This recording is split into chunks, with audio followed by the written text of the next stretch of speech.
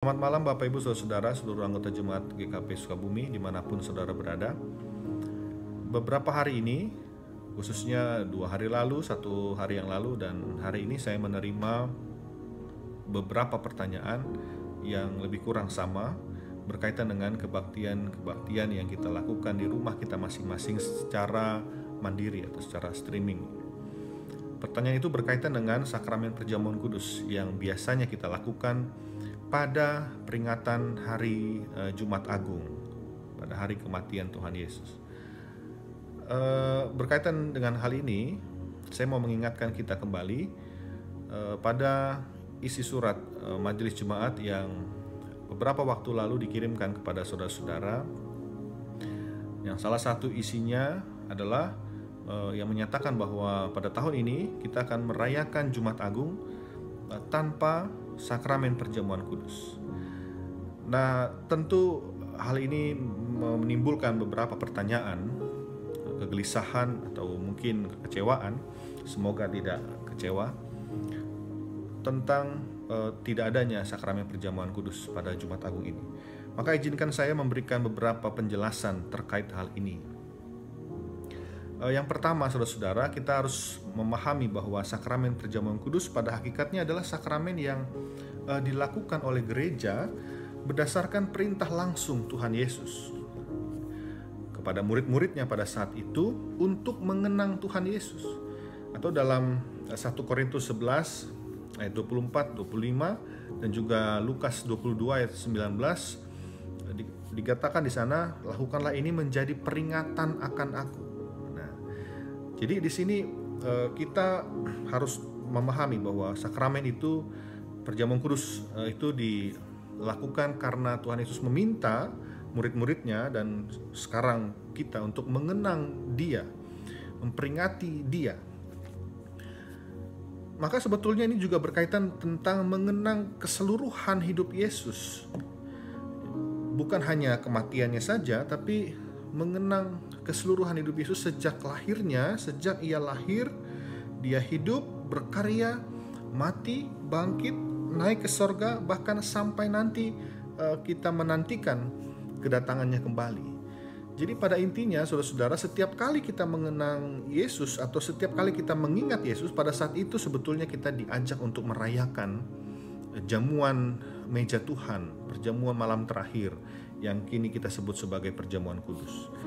Nah, Yohanes Calvin, salah seorang reformator gereja, bahkan berpendapat bahwa perjamuan kudus itu seharusnya dilakukan setiap hari Minggu dengan mengingat pesan Tuhan Yesus tadi itu. Setiap kali kamu lakukanlah ini, setiap kali kamu mengingat aku, menjadi peringatan akan aku. Yohanes Calvin meminta supaya dilakukan tiap minggu, karena dalam peribadahan minggu kita itu sebetulnya kita juga sedang melakukan sebuah pengenangan akan Kristus. Kita merayakan Kristus. Namun gereja-gereja yang meneruskan tradisi Calvin itu tidak melakukannya setiap minggu, saudara-saudara. Ada semacam proses tawar-menawar pada saat itu supaya tidak dilakukan setiap minggu perjamuan kudus itu dengan berbagai macam alasan. Mungkin ini bisa kita bahas kemudian hari. Nah, maka perjamuan kudus kemudian dilakukan hanya pada waktu-waktu tertentu saja.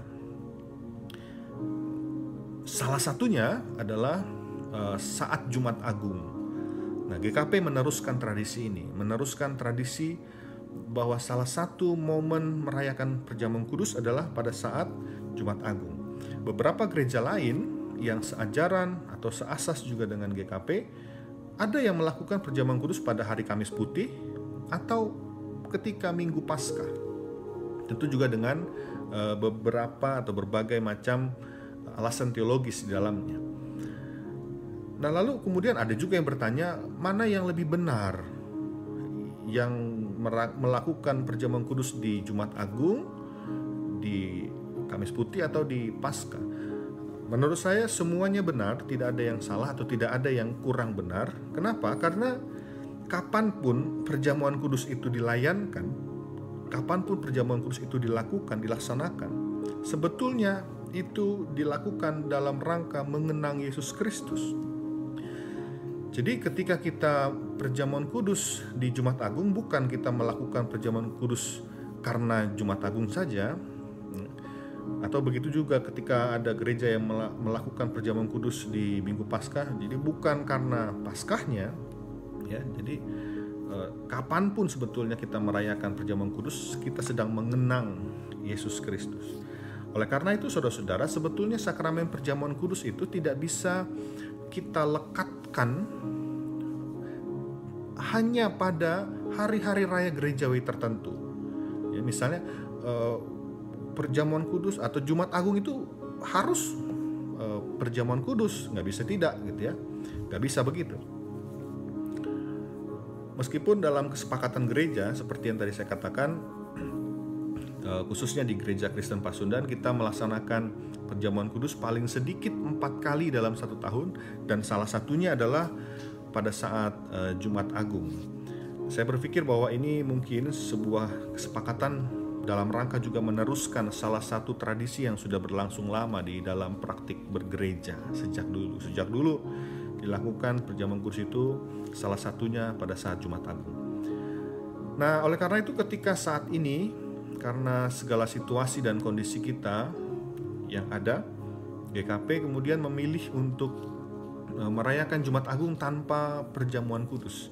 Atau mungkin bisa kita katakan kita menunda dulu perjamuan kudus untuk tidak kita lakukan, ya.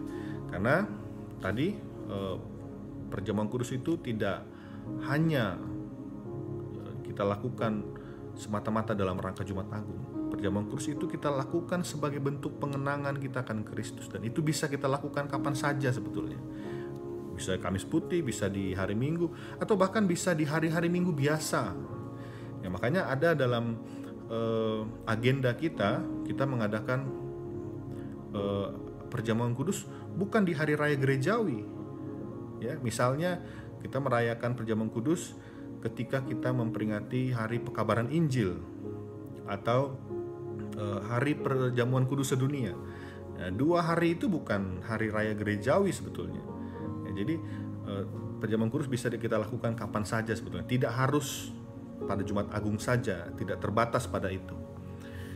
Nah, lalu kedua pertanyaan yang muncul juga adalah, kenapa tidak perjamuan kudus secara online saja seperti kebaktian-kebaktian lain yang sudah kita lakukan belakangan ini, ya, seperti kebaktian Minggu, kebaktian rumah tangga, Kamis Putih kita lakukan secara online.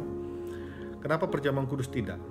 Nah, saudara-saudara, untuk hal ini sebetulnya bisa saja kita lakukan itu. Ada beberapa opsi untuk melakukan hal seperti itu. Namun juga di sisi lain ada banyak hal yang masih harus didalami, harus digali lebih dalam, karena dia punya beberapa konsekuensi yang juga tidak mudah untuk diatasi atau tidak mudah untuk diselesaikan.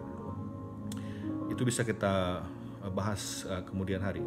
Akan tetapi kembali pada penjelasan saya sebelumnya tadi, bahwa sakramen perjamuan kudus itu tidak bisa dilekatkan hanya pada hari-hari gerejawi tertentu.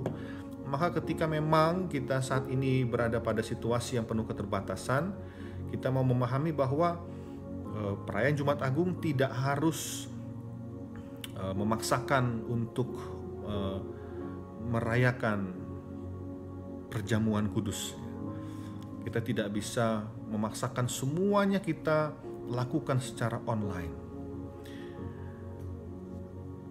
Dengan kata lain, bahwa ketika kita tidak merayakan perjamuan kudus di hari Jumat Agung, itu tidak akan mengurangi makna dan penghayatan kita terhadap Jumat Agung itu sendiri. Meskipun kita tidak mengadakan perjamuan kudus, baik di gereja maupun di rumah, penghayatan akan kematian Kristus itu tetap menjadi bagian yang penting dalam kehidupan beriman kita. Makna Jumat Agung tidak lantas berkurang karena kita tidak merayakan perjamuan kudus. Nah, lalu yang ketiga, Bapak Ibu Saudara-saudara, setelah kita memahami bahwa perjamuan kudus itu adalah sebuah bentuk pengenangan akan Kristus, lalu yang kedua tadi, kita tidak harus merayakan perjamuan kudus di saat Jumat Agung karena kondisi-kondisi yang terbatas. Maka hal yang ketiga, saya mau menawarkan kepada kita semua sebagai gantinya, segera setelah wabah virus COVID-19 ini berlalu dan kita bisa kembali beribadah, berjumpa di gereja, di gedung gereja, kita dapat merayakan perjamuan kudus ini sebagai ungkapan syukur kita kepada Tuhan atas kebaikan Tuhan, pertolongan Tuhan. Kita merayakan perjamuan kudus sebagai ungkapan syukur dan juga pengingatan kita, pengenangan kita akan Kristus yang menemani, yang menolong, yang memelihara kita, dan yang memampukan kita untuk melewati wabah virus ini. Kita bisa melakukan perjamuan kudus setelah wabah ini berakhir, dan tentu kita berharap segera berakhir. Karena perjamuan kudus juga memiliki dan mengandung makna ungkapan syukur kepada Kristus, maka kita bisa melakukan perjamuan kudus nanti ketika kita bisa kembali berjumpa dan beribadah di gedung gereja. Dan Bapak Ibu Saudara-saudara, itu beberapa penjelasan singkat saya yang tentu mungkin masih dirasa kurang cukup. Semoga Bapak Ibu Saudara-saudara bisa menghubungi saya atau memberikan pertanyaan lanjutan berkaitan dengan itu. Tapi saya berharap penjelasan saya ini bisa Bapak Ibu Saudara-saudara pahami. Ini keputusan atau langkah yang kita akan ambil. Demikian Bapak Ibu Saudara-saudara penjelasan singkat saya yang mungkin juga menjawab pertanyaan yang ada di dalam hati dan juga pikiran saudara. Dan semoga Bapak Ibu Saudara-saudara bisa tetap menghayati Jumat Agung besok dan Paskah dengan baik, dengan tetap menghayati bahwa Kristus ada untuk kehidupan kita, dan selamat memasuki Paskah. Tuhan Yesus memberkati.